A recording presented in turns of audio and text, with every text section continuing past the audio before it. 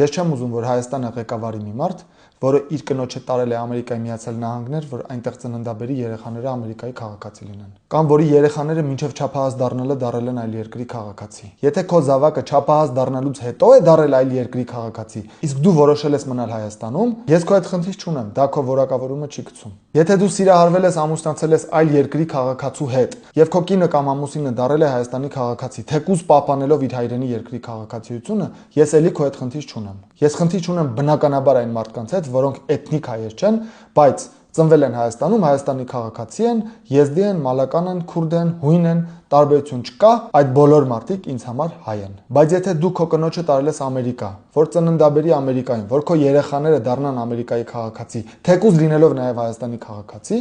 ես ուզում եմ, որ դու ցմահ չկարողանաս, իրավունք չունենաս օրենքով արգելվի, որ ղեկավարես Հայաստանը կամ նույնիսկ զբաղեցնես բարձր պաշտոն։ Հիմա դուք կարող մտածեք, որ իմ ասածը բարոյագիտության ոլորտից է։ Ոչ, իմ ասածը շահերի բախման մասին է։ Եթե դու քո երեխաներին ուզում ես դարձնել այլ երկրի քաղաքացի, ուրեմն Հայաստանի շահերի հարցում քո շահագրգռվածությունը չի կարող լինել 100%։ Իսկ Հայաստանը պետք է ղեկավարի միայն այնպիսի մարդ, որը 100%-ով շահագրգռված է միայն Հայաստանի շահերը պաշտպանելու հարցում։ Եթե դու ծննդաբերել ես քո երեխաներին Ամերիկայում, որ իրենք դառնան Ամերիկայի Միացյալ Նահանգների քաղաքացի,